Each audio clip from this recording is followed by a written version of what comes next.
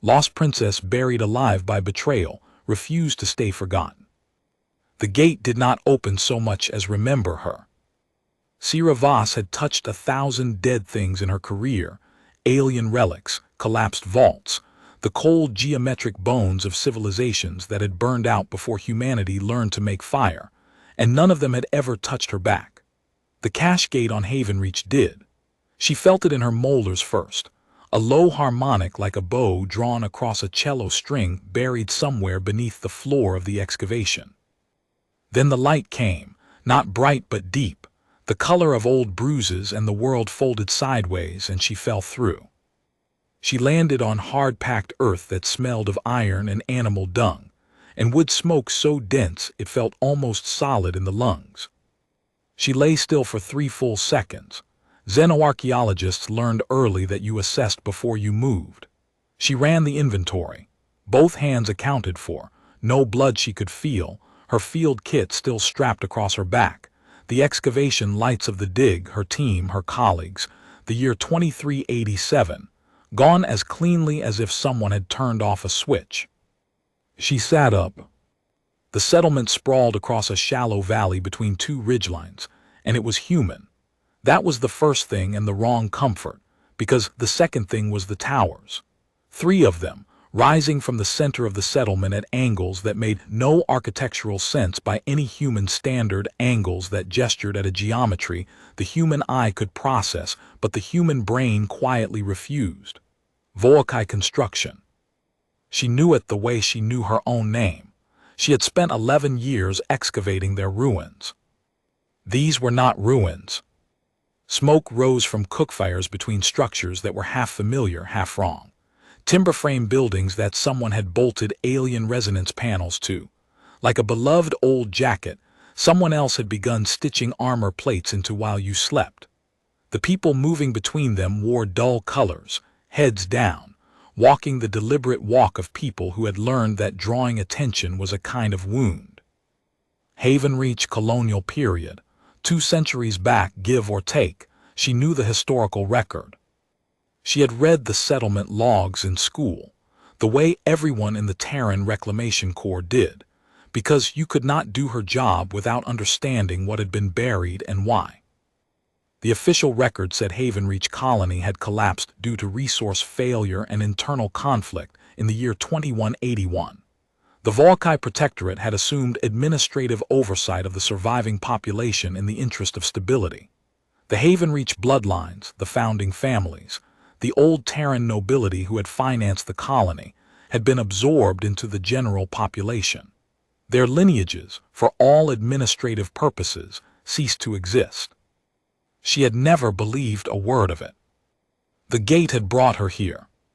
She filed that fact under things she could not explain and moved on to things she could. She needed to not be seen standing in the middle of an open field outside a Volkai-occupied settlement looking like exactly what she was. Someone who had just fallen through a dimensional cache 200 years from home. She pulled her field kit off her back and pressed it flat under a loose board she found near what had once been a fence line, covered it with dirt, marked the location in the one piece of equipment she kept on her person, a small bone-handled compass that had belonged to her mother, and which she had modified over many quiet evenings to do rather more than point north. Then she walked into the settlement. She made it 40 steps. The drone came from her left, a low-slung Volkai patrol unit, its sensor array sweeping in overlapping arcs the color of old oil on water. It stopped. It turned toward her with the boneless patience of a thing that has never needed to hurry because it has never encountered anything that could outrun it. A sound came from it, not language exactly, more like language's shadow, a series of pressure tones that her brain assembled into something close to meaning. Unregistered unit. Present identifier. She knew the protocol from the historical files. Every human in an occupied settlement wore a registry band on the left wrist. The color denoted caste, brown for agricultural labor, gray for settlement maintenance. The girls in the red bands were called drift stock, and she had spent a long time sitting with what that meant before she could write about it clinically in her research notes. Her wrist was bare. The drone assigned her a band, Brown, which was at least something, and logged her into the administrative register under the designation *Drift00VOS*, and escorted her to what the record would later describe as the intake compound, which was a long, low building at the edge of the settlement that smelled of lye soap and fear, and which was, by any other name, a holding pen. There were 11 people already inside. They looked at her the way people look at anything new in a place where new things are almost always bad. A woman sat against the far wall with her knees drawn up and her arms wrapped around them, not rocking, just still in the precise way that people are still when stillness is the only control they have left. She had dark eyes and a long scar along her jaw that she had stopped trying to hide somewhere around the age of needing to hide things. Her name, Sierra would learn, was Danny Alcott, and she had been in the compound for 6 days, brought in from a farm settlement 2 valleys east when a Voakai processing crew had come through and found her registry band expired. An old man sat in the corner playing what looked like a card game against himself. He introduced himself as Gus. He did not offer a last name. He told her, in the deliberate tone of a man passing on survival information to someone new, that the intake compound processed on the 3rd day of every 6-day cycle, and that today was the 2nd day, and that the adjudicator held tribunal on processing days, and that the tribunal always found in favor of the Voakai administrative classification. Always. He said that word the way you say it when you want someone to understand that you have tested every other possibility, and this is what remains. Sierra sat down and thought about the gate. It had been dormant for 2 centuries, give or take.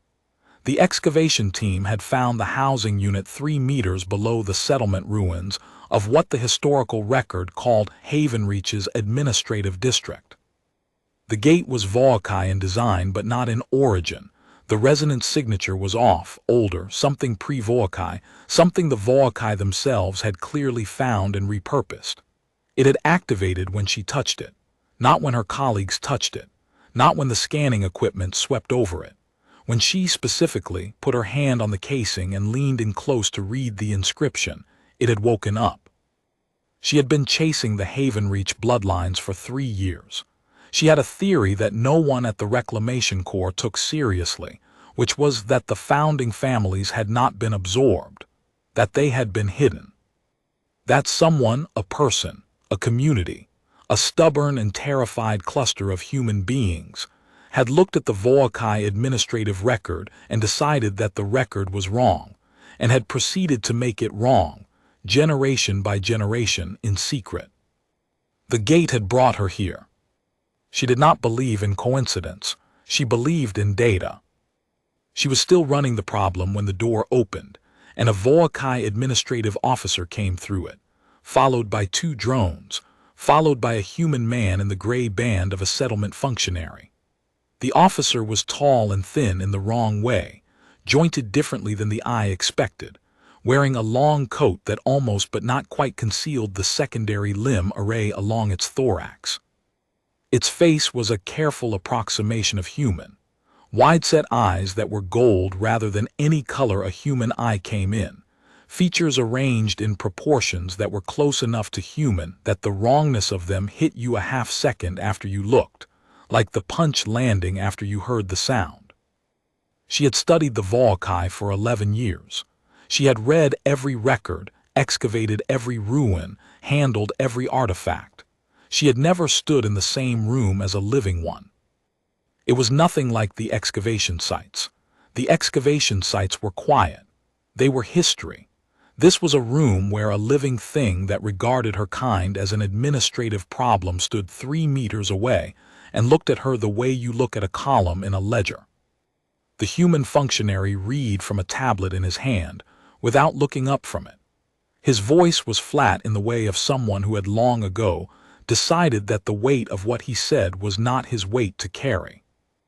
Unregistered unit, registry designation drift 00 VAS, intake pending classification. Tribunal session scheduled for third cycle processing. Administrative status, pending. The Volkai officer did not speak. It looked at each person in the room in turn, not quickly, with the unhurried assessment of something that has never once needed to pretend it wasn't looking. When it reached Sira, it paused. She held its gaze. She was not certain why.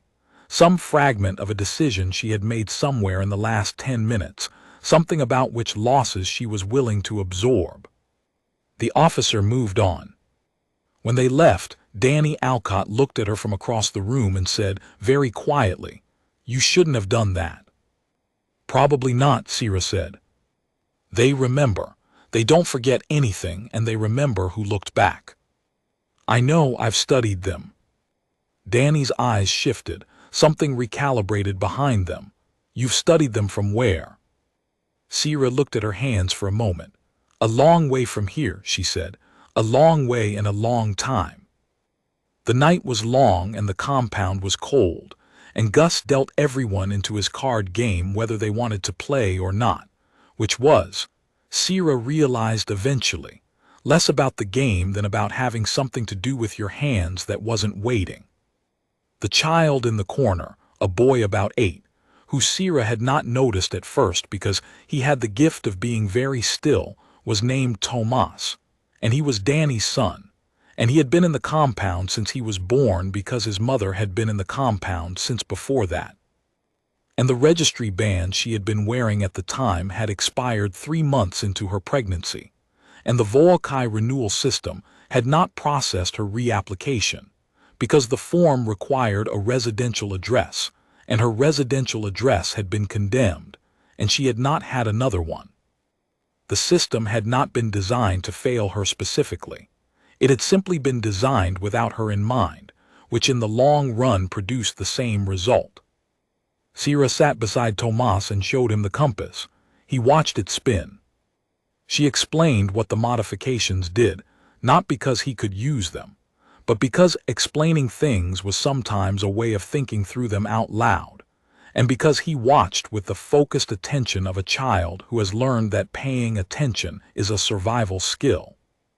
"It finds gates," she told him. "Dimensional cache gates.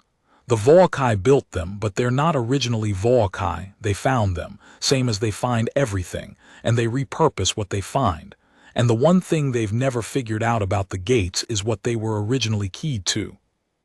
Tomas looked up at her. "What were they keyed to?" She turned the compass over in her hand. "I don't know yet," she said. "I have a theory." The third cycle processing came the next morning, and the tribunal was held in the settlement's central hall, a large timber building that the Volkai had hung their resonance panels inside of like decorations at a funeral, the wood still warm-colored and human-made beneath the cold geometry of alien administration. 3 Volkai officers sat at a long table. The human functionary stood to one side. The 11 people from the compound were brought in and stood in a row. The adjudicator sat at the center of the table. Sira had read about ThreshCon in records that had not been declassified until 40 years ago, documents that the Reclamation Corps had fought through Volkai administrative channels for 2 decades to obtain. ThreshCon was not a name exactly. It was a designation, a specific title given to the Volkai official responsible for the administrative finalization of a conquered territory.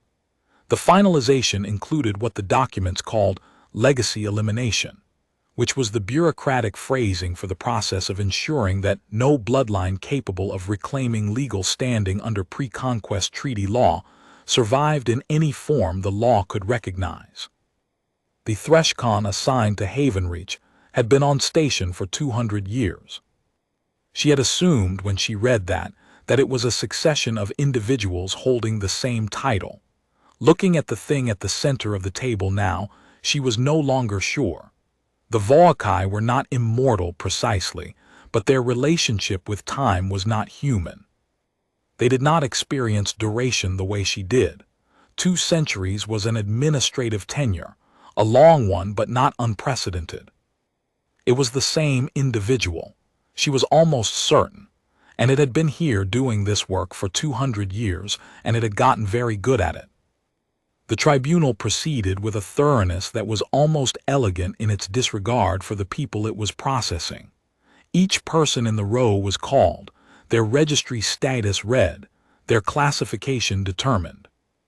The standard outcomes were reassignment to an active labor registry, reassignment to a holding registry pending placement, or reclassification as non-productive, which the document Sira had read described, in small, dry, bureaucratic type, as removal from the administrative record. Gus was reassigned to holding, Danny and Tomas both. When they reached Sira, the human functionary paused. Registry designation drift 00 VAS, he read. Unregistered. No registry of origin. No prior administrative record. The Threshkhan looked at her. She understood, in the way you sometimes understand things you have been circling for a long time without letting yourself look directly at them, that the gate had not brought her here randomly. The modified compass was vibrating against her thigh, a frequency she had calibrated to detect dormant cashgate residue. It was not pointing at the wall. It was pointing at the floor, straight down, 2 or 3 meters at most. The gate had brought her here because the other end of the gate was here, beneath this building, beneath the administrative center of Volkai-occupied Havenreach. The Threshkhan made a sound that the human part of her brain assembled into. No administrative record, no registry of origin, bloodline unverifiable.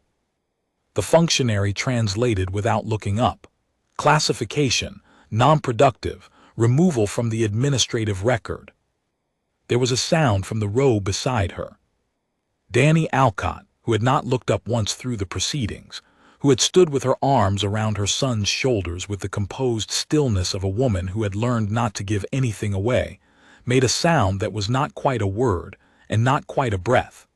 It was the sound a person makes when something they had been holding very carefully slips. Tomas reached up and took her hand. Sira said clearly and into the silence, "I appeal." The room did not react exactly. It simply became a different quality of still. The functionary looked up for the first time. There is no appeal mechanism for non-productive classification. There is under the Havenreach Colonial Compact, Sira said, Article 17. Any colonial subject claiming bloodline standing under the original settlement charter retains the right to present genealogical evidence before a tribunal of at least 3 administrative officers. She looked at the table. I count 3. The Threshkhan was very still. She knew what she was doing. She had read the documents. She knew that the Havenreach Colonial Compact was, by the Volkai's own administrative record, a superseded instrument, null and void from the date of the protectorate assumption. She knew that invoking it was, in the official Volkai reading, legally meaningless. She also knew that the compact had never been formally annulled. It had simply been ignored, the way you ignore a door by not opening it rather than by removing it from the wall. Under what bloodline do you claim standing? The functionary asked, and his voice had changed slightly, a new note in it, something that sounded almost like curiosity, which was not an emotion she would have attributed to him 30 seconds ago. Voss, she said, of the Havenreach founding line. It was not a lie. It was the most precise truth she had ever told. She was Dr. Sira Voss, born 2351 of the Reclamation Corps, and she was also, she had known this since the genealogical records had been declassified, and she had found her own name in the Havenreach charter rolls, 7 generations up, encoded in the hidden census that someone 200 years ago had been stubborn and careful and frightened enough to keep. A direct descendant of the Havenreach founding line, a line the Volkai had declared extinct in 2181. A line that had survived anyway, generation by generation, in hiding, because someone had decided the record was wrong. The Threshkhan sat still for a long time. Then it spoke, and the sound it made was long and complex, and the human functionary did not translate it immediately, and when he did his voice was careful in the way of someone walking across ice. The adjudicator acknowledges the claim. The adjudicator notes that the Voss bloodline was removed from the administrative record on the 14th day of the 9th cycle of the year 2181. The adjudicator notes that the tribunal cannot process a claim from a bloodline that does not exist in the administrative record. The adjudicator directs that the claimant be held in closed detention pending review of the claim's admissibility. Danny Alcott looked at her. Sierra looked back at her and said nothing, because there was nothing to say yet, and she needed time to think. The closed detention was a smaller room than the compound, 3 meters by 4, with one ventilation slit high in the wall and a floor of the same hard-packed earth she had landed on the morning before. They brought her water and a portion of something grain-based and functional and left her alone, which was what she needed.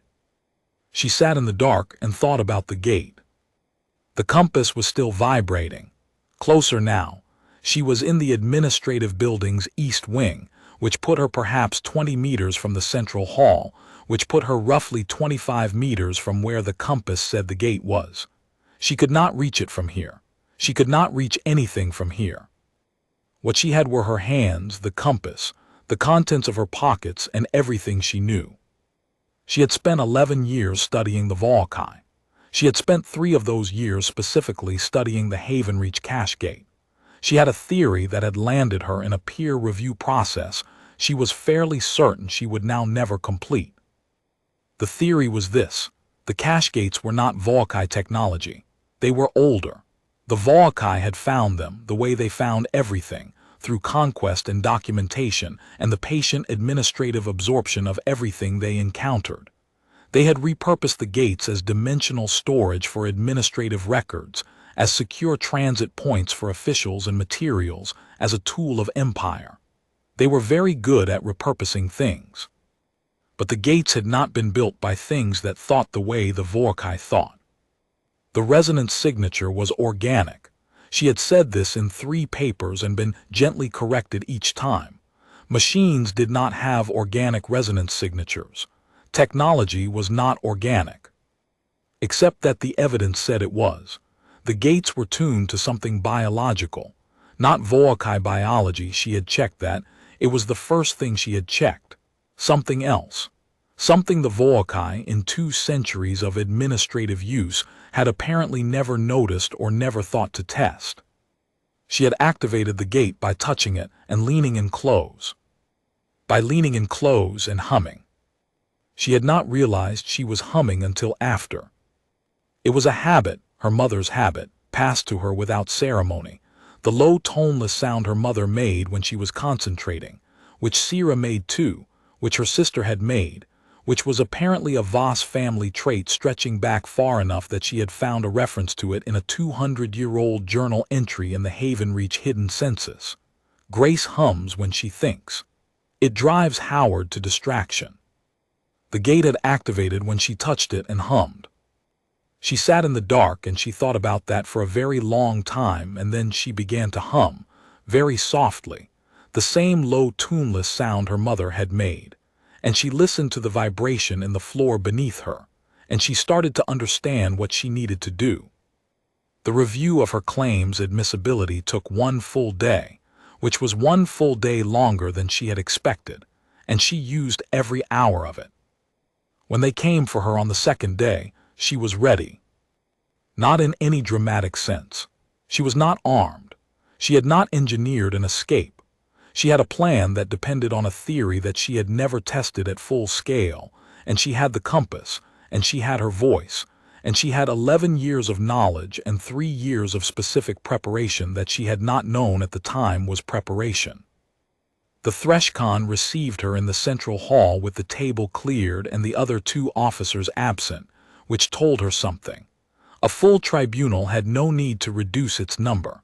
A private meeting had need of privacy. The Threshkhan was not certain what she was, and it wanted to determine that without witnesses. The human functionary stood to one side. He had the look of a man who has been in the employ of a particular institution for so long that the institution has become the architecture of his thoughts, and who has begun, very recently, to notice what that means. The Threshkhan looked at her. She looked back. "The adjudicator," the functionary said, reading from his tablet with the careful precision of someone who understood that precision was the only protection available to him here, "has reviewed the admissibility question and finds that the claimant's bloodline claim cannot be verified by existing administrative records, and therefore cannot be granted standing under the Havenreach Colonial Compact." "Then I'll provide the verification," Sira said. The functionary looked up. She reached into her pocket slowly, without any sudden moves, because she was not stupid, and placed the compass on the table between herself and the Threshkhan. She watched the Threshkhan look at it. "The cache gate beneath this building," she said, "was last accessed 206 years ago when the Voss family sealed it from this side and put the key in trust. The trust instrument was a biological one." She let a beat pass. "Biological locks are older than the Voakai, I think. You found the gates. You used them. You never looked closely enough at what was actually locking them." The Threshkhan was still. "The gates are tuned to specific human vocal harmonics," Sira said. "Not any human-specific lineages, the founding families. The people who built Havenreach didn't trust technology alone. They built something into the gates that technology couldn't strip out." She held the Threshkhan's gaze. "You declared the Voss line extinct. You were wrong. We didn't stop existing. We stopped being recorded. Those are not the same thing." The Threshkhan made a sound. The functionary did not translate it immediately. When he did, his voice was very quiet. "The adjudicator says, if what you claim is true, demonstrate it." She nodded. She opened her mouth and she sang. Not a performance, not a dramatic aria. She sang the way her mother had hummed, low and searching, finding the note the way you find a frequency on an old dial by turning slowly until something catches. The compass spun. The resonance panels along the walls flickered. Beneath the floor, something very old began to breathe. The Threshkhan rose from its seat. She sang louder. The door burst open, 2 drones. The patrol units she had seen on the first morning, converging fast. Behind them, the 2 officers from the previous tribunal. And behind them, stumbling in, eyes wide and frightened, were Danny Alcott and her son Tomas and Gus with his cards still in his hand, and 3 other people from the compound who had apparently been held nearby, because the vibration was coming through the floor now, and it was unmistakable. The gate was opening. The Threshkhan reached across the table. She stepped back. "You can't close it," she said, still holding the note. "You never could. That was the point. The founders built a lock that your administrative record can't undo because your administrative record doesn't acknowledge the people holding the key." A drone reached her. Danny Alcott hit it from the side with a bench she had picked up, and Sira had a moment to revise her impression of Danny Alcott substantially upward. The floor cracked along a seam that ran from the center of the hall toward the east wall, the original timber, built over the cache gate housing 200 years ago, splitting cleanly along a joint that looked like settlement but was not. Light came through it, the same deep bruised color she had fallen through from the other side, the color that was not exactly a color but more like the absence of the particular darkness that sat between one moment and the next. Tomas looked at it, he looked at Sira. "It's a door," she told him. He looked at his mother. Danny looked at the drones, 2 of them still functional and converging, and at the Threshkhan crossing the hall with a speed and directness that was nothing like its measured tribunal stillness. And she picked up her son, and she ran for the light. Gus went through next, cards still in hand, without slowing down or looking back, which was the most dignified thing Sira had ever witnessed. The others followed, 6, 7, 8, 9. Sira stood at the edge of the light. The Threshkhan stopped 3 meters from her. The drone stopped with it. Not because of any command, she did not see any command.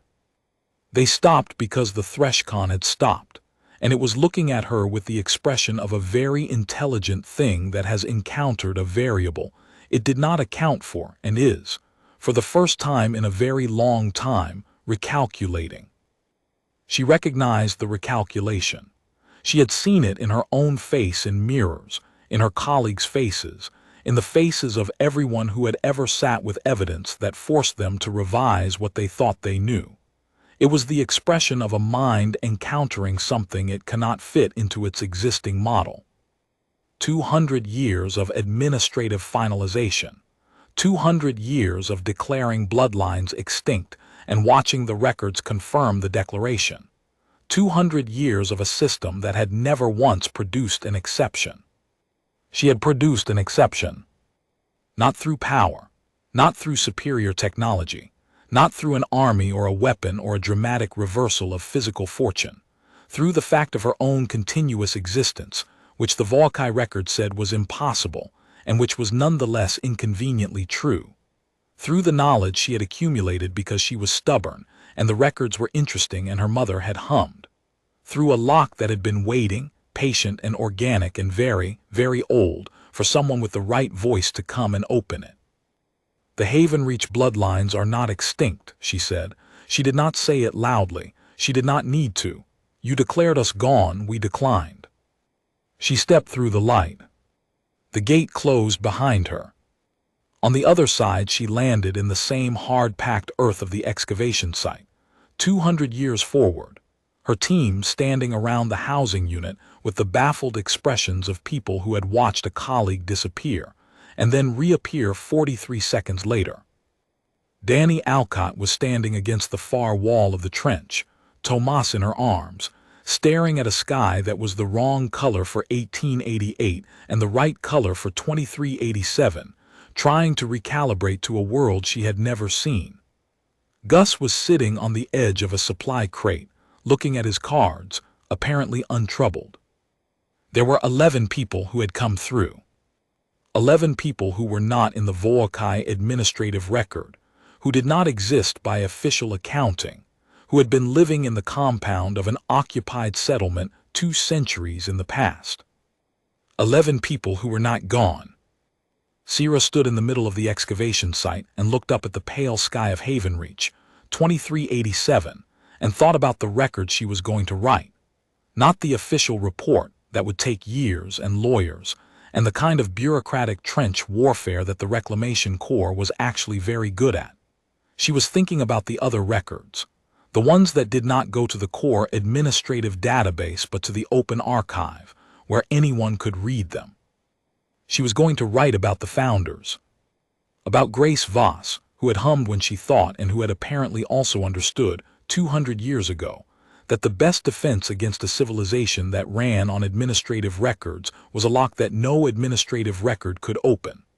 About the people who had kept the census in hiding, generation by generation, passed down the way you pass down a song, not in any document that could be found and erased, but in the practice of the thing itself, in the habit of a particular tone, in the shape of a thought, in the way a woman hums when she is concentrating on something important.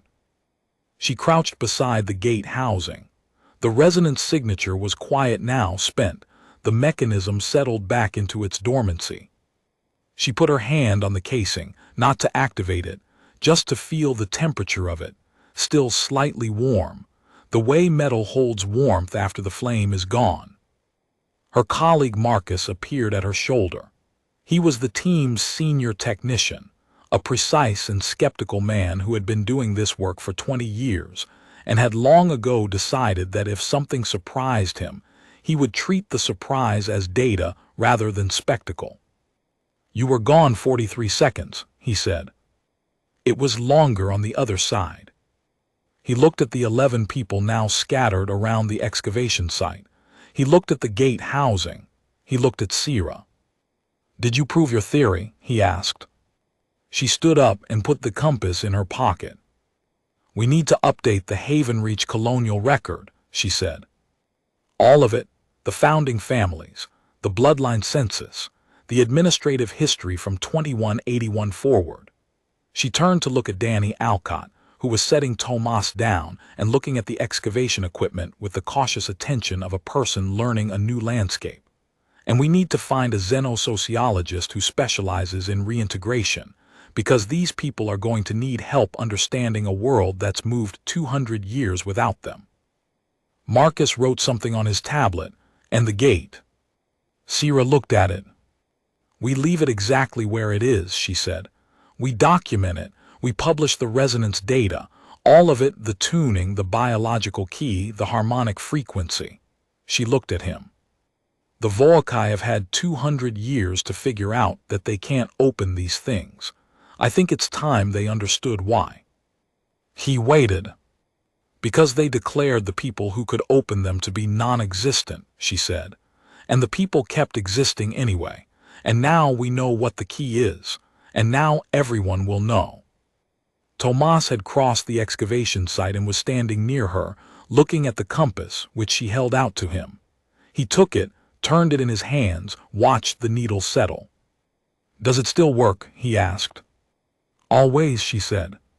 He handed it back, and for a moment she held it and felt the familiar weight of it, her mother's compass, her grandmother's habit, the hum of a family that had not allowed itself to be erased, and she thought about the records she would write, and the ones that had already been written in the dark, in secret, passed down in voices low enough that no administrative survey had ever caught them. The record said the Havenreach bloodlines were gone. The record was wrong. The record had always been wrong. It had just taken a while for someone to prove it loudly enough for the universe to hear. She walked up out of the trench into the thin afternoon light of Havenreach, 2387, with 11 people at her back who the official record did not believe existed, and she started making calls. The paperwork alone took 3 weeks. Sierra had underestimated, despite knowing better, the specific texture of bureaucratic resistance that greets the impossible when it walks through the door carrying documentation. The Terran Reclamation Corps Administrative Office on Havenreach processed her incident report through 4 separate review layers before anyone would sit still in a room with her for long enough to hear what she was saying. The review process was not malicious. That was the thing she had to keep reminding herself, in the same way she had to keep reminding herself not to read Volkai intentions into human systems. The review process was simply a system designed to handle the expected, encountering the unexpected, and doing what systems do under those circumstances, requesting additional documentation. She provided the additional documentation. She provided the genealogical data from the hidden census, which the Corps archivist spent 2 days refusing to accept as authentic before a junior analyst ran the dating tests and produced results that the archivist spent another day refusing to accept before accepting them.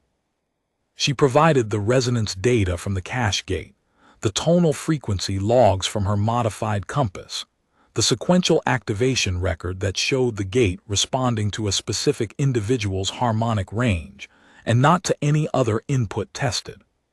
She provided, with the help of a core linguist, a partial translation of the Threshkon's tribunal proceedings, which turned out, under careful analysis, to constitute an implicit acknowledgement of the Voss bloodline's existence. Because you cannot hold a tribunal about the admissibility of a claim from a non-existent party without, in the very act of holding the tribunal, acknowledging that the party exists enough to have claims.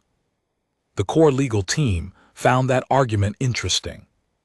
Danny Alcott found the 2387 world difficult in the specific way that people find worlds difficult when the world is new, and the people in it are well-meaning and exhausting. She was patient with the xenosociologist the Corps assigned her, a calm, careful woman named Dr. Persh, who had done reintegration work on 4 previous displacement cases, and who did not flinch when Danny told her, in the second session, that she had no idea what to do with a world where no one was going to check her registry band at the door. Dr. Persh said that this was a reasonable thing to not know and that they had time to figure it out.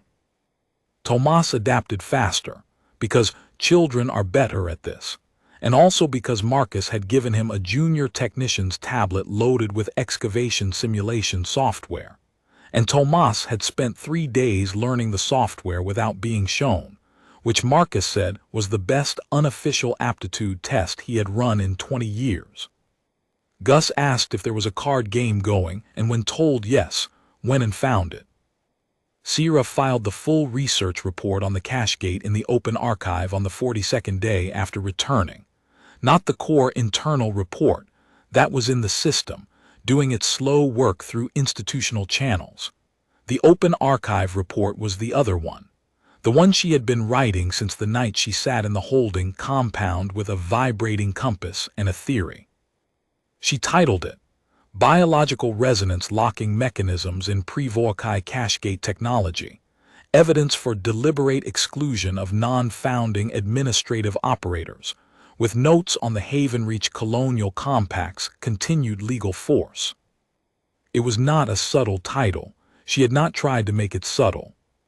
The paper argued, with the full weight of the recovered census data, and the gate activation records, and the tribunal transcripts, and the genealogical analysis, that the founders of Havenreach had built the cachegate system with a specific and intentional security feature. A biological lock keyed to human vocal harmonics, specifically those of the founding bloodlines, which no Vorkai operator and no Vorkai technology could replicate or bypass. It argued that the Vorkai had been using the gate network for 2 centuries without understanding this, which meant they had been operating a lock they could not open and had not known it. It argued that the Havenreach Colonial Compact remained legally operative because it had never been formally annulled, only ignored, and that the founding bloodlines retained standing under it because they had never actually ceased to exist, only ceased to be recorded. It argued, in its conclusion, that the difference between extinction and erasure was not semantic. The paper was downloaded 40,000 times in the first week. The Vorkai Protectorate filed an administrative objection to the archive posting, which the archive's human administrators reviewed and declined to act on, citing the archive's foundational mandate for open scientific publication. The core legal team began preparing a formal challenge to the Havenreach Protectorate status under the Colonial Compact. The challenge would take years. It might take decades. Legal challenges of this kind always did. Sierra knew how to wait. She had spent 11 years developing that particular skill. She went back to the excavation site on the 45th day, in the early morning before her team arrived, and sat beside the cachegate housing with a cup of bad coffee and the compass in her hand, and listened to the silence of the dig. The gate was quiet. She had expected that. What she had not expected, or rather, what she had expected intellectually but not in her body, not in the way the body knows things before the mind does, was the quality of the quiet. It was not the quiet of a dead machine. It was the quiet of something resting. The warm metal quiet of a mechanism that had done its work, and was ready to do it again when needed. She put her hand on the housing. She hummed. The compass needle stirred just slightly and then settled. She thought about Grace Voss, who had hummed when she thought, who had stood here 200 years ago, stood somewhere near here, stood in the earlier iteration of this valley before the Vorkai towers went up, and sealed a gate against an empire, and trusted that the seal would hold until someone came who could open it. The trust had been extraordinary. The patience it required was not a human-scale patience, not really, trusting that a bloodline would persist, that the habit of a particular sound would transmit itself down 7 generations without being formally taught, without documents, through the accident of family resemblance and the specific shape of a thought. But it had held. The Threshkhan had declared the Voss line extinct in 2181. The Threshkhan had been wrong, not through any dramatic failure of intelligence or administration. The Threshkhan had done everything correctly by its own system's logic. It had removed the bloodline from the record. It had ensured the record was clean. It had monitored the population for 2 centuries and found no anomaly. The anomaly was in the gate. The anomaly was in the hum. The anomaly was in the stubbornness of a family that had decided 200 years ago that the record was not the thing, that the record was just a record, that the thing itself, the bloodline, the habit, the particular sound of a particular kind of thinking, was not something you could erase by declining to write it down. She sat with the compass and the coffee until the sun came up fully over the ridgeline, and the morning light came into the excavation trench in long, slanted bars, and her team began arriving with equipment and questions, and the ordinary productive noise of work beginning. She stood up. She had more documentation to file, more data to analyze, more layers of institutional resistance to move through, patiently, one correct argument at a time. She had Danny Alcott's reintegration to help with, and Tomas's education to think about, and the other 9 people who had come through the gate and who were now, technically, officially, by the gradually developing weight of legal documentation, the most significant test case in the history of the colonial compact. She had, if the legal team's preliminary assessment was correct, a reasonable chance of having Haven Reach's protectorate status overturned within her lifetime. She had 11 people who had been told they did not exist, and who existed anyway. That was the thing the Volcae had never factored in. It was not a flaw in their intelligence. It was not a gap in their administrative capability. It was a limit of their imagination. They had built a system for recording existence, and they had assumed, with the thoroughness of a civilization that had never encountered anything that contradicted this assumption, that the record and the thing were the same, that to remove a name from the record was to remove the thing. Humans had a word for that assumption, used informally, used affectionately, used with the specific fondness that people reserve for mistakes they recognize from their own past. Wrong. The ThreshCon was not finished. She knew that. 200 years of administrative work did not simply stop because one case had produced an exception. The Volcae did not abandon strategies, they adapted them. Whatever the ThreshCon was doing right now, in the occupied administrative hall of 1888-era Havenreach, it was not sitting still. It was recalculating. Let it recalculate. Let it build a new model that accounted for the Voss anomaly. Let it adjust its administrative projections. Let it run its long-horizon scenarios. The problem was that the scenario it needed to account for was not the Voss family. One family was an anomaly. One anomaly could be managed. The problem was that the paper was already in the archive. The problem was that everyone who wanted to find it could now find it. The problem was that there were 11 founding bloodlines in the original Havenreach colonial compact, and Sira Voss was from only one of them, and the paper listed all 11, with the complete recovered census data for each line, and the harmonic frequency range for the gate's biological lock, and the methodology for testing other cache gate installations on other colonial worlds. Let it recalculate that. She walked up out of the trench and across the dig site toward the equipment tent, and Marcus handed her a fresh tablet with the morning sensor readings on it, and she started reviewing data because that was the work, and the work continued, and the gate was resting below her feet, patient and very old, waiting for the next voice that knew how to find it. Her mother would have loved this. She almost said it out loud and then didn't, because Marcus would have asked what she meant, and she didn't have a short answer. The long answer was something about a woman who hummed when she thought, and a compass that did more than point north, and the specific stubbornness of a family that had looked at an empire's administrative record and decided, with very little dramatic fanfare and a great deal of quiet persistence, not to be in it. The work was good. She hummed very softly and got to work. 3 months later, the first secondary gate was confirmed. It was on Callaway Station, a small colonial outpost in the outer belt, excavated by a team from the University of New Meridian who had read Sierra's paper and gone looking.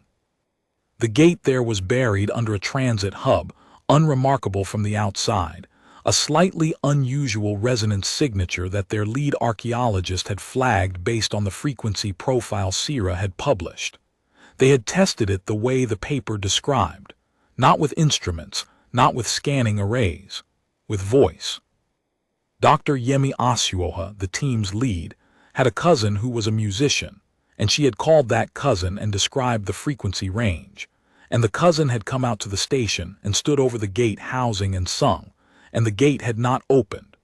Then they had gone through the census records Sierra had also published, the full recovered Haven Reach census, and cross-referenced the founding bloodlines with the Callaway Station settlement records, and they had found a name. The name was Alcott. Danny Alcott was on a video call with Sierra when Dr. Asuoha's message came through.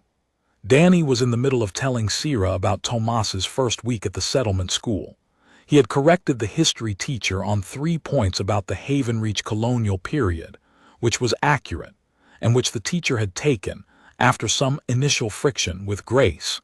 When Sierra's tablet flagged the incoming message, and she looked at it, and then looked at Danny. "What?" Danny said. Sierra turned the tablet so Danny could read the message. Danny read it twice.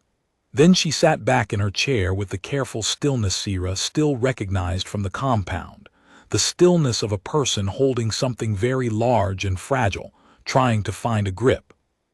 "Alcott is a founding line," Sierra said. "Haven Reach founding line. Second charter signatory. I've been cross-referencing you with the census data for 2 months." "You didn't tell me." "I didn't want to tell you until I was sure." Sierra put the tablet down.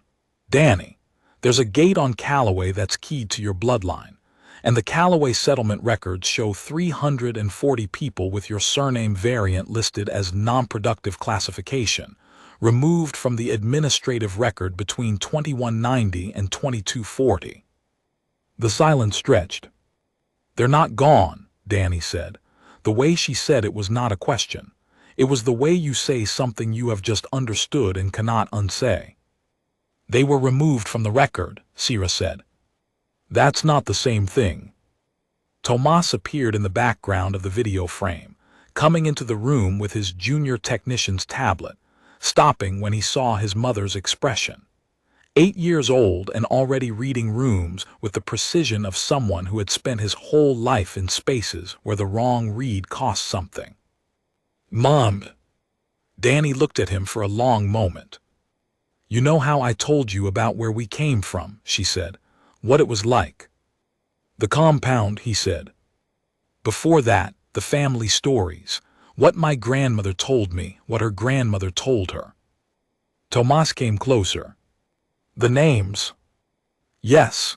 Danny held out her hand and he came and took it, and she held it the way she had held it in the tribunal hall, the way she had held it running for the light, the particular grip of a person who has learned that this is the thing worth holding.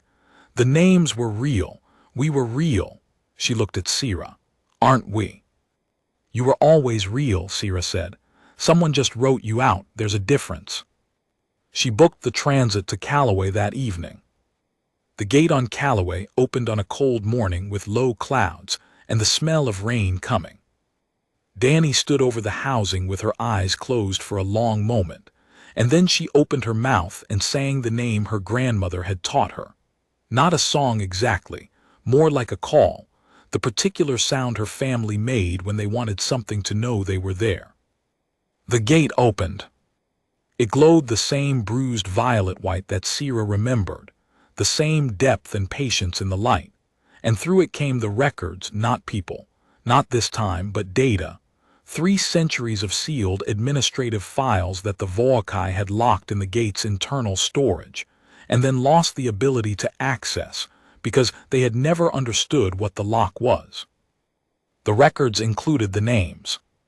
340 names, the people listed as non-productive and removed from the Callaway administrative record between 2190 and 2240, with addresses, with family connections, with census notations.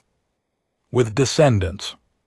Danny stood in front of the open gate and looked at the stream of data cascading across the retrieval screens, and she found her grandmother's name in the third record, and she found the notation beside it, non-productive, removed, and below the notation in different ink, in the careful handwriting of a clerk who had been trying to do their job while also doing something else, something quiet and human and stubborn, a small mark, barely visible. A mark that meant nothing in the official record and everything in the hidden one. We were here. She put her finger on the screen, over the mark. Found you, she said. Sierra stood back and let the moment be what it was. She was good at that. She had learned it in the trenches, where you spent years looking for something, and then, when you found it, the thing to do was stop moving for a moment and let the finding settle before you started cataloging it. She thought about the ThreshCon. She thought about it sitting in its administrative hall 200 years back, 2 centuries of finalization behind it, running its new calculations. She thought about the moment she had stepped through the gate, the expression on its face, or what the face approximated, the recalibration happening behind those gold eyes in real time. She had walked away from that moment thinking about what it meant for her, for the bloodlines, for the legal case. She had not, until now, thought about what it meant for the ThreshCon. To be good at something for 200 years, to have a system that worked, to have a record that confirmed itself, cycle after cycle, every name removed staying removed, every bloodline declared extinct staying extinct, to have built something careful and thorough and complete. And then to have one person walk through a gate from 2 centuries in the future and demonstrate, in front of witnesses, that the system had a hole in it, a hole that had always been there, that you had been walking past for 200 years, that you had never thought to look for because the system confirmed itself, and confirmation felt like certainty. It was not, she thought, so different from what it felt like to be wrong in any discipline, the specific hollow quality of it. The way certainty that turns out to be wrong does not feel like a mistake you made. It feels like a mistake that was waiting for you, patient as a gate in the ground, knowing eventually you would arrive. The ThreshCon was still out there. She was still here. The records were in the archive. The gates were in the ground. 11 founding bloodlines. She had opened one. Danny had opened another. 9 more were waiting in the patient way of things that have been waiting a long time and know how to do it, keyed to voices they had not heard in centuries, holding data that no administrative record had been able to erase because the lock was organic and the organics had kept going. Humans were stubborn like that. She had read that in a paper once, a xenosociological study of human persistence behaviors under sustained administrative suppression. The author had meant it descriptively, as a trait, as a thing that could be observed and categorized. She meant it differently. She meant it the way her mother had meant the hum, not as a statement about anything, not as a declaration or a victory cry, just as the quiet sound of a mind working on a problem it intended to solve. The gate hummed. She hummed back. The data kept flowing. She got to work.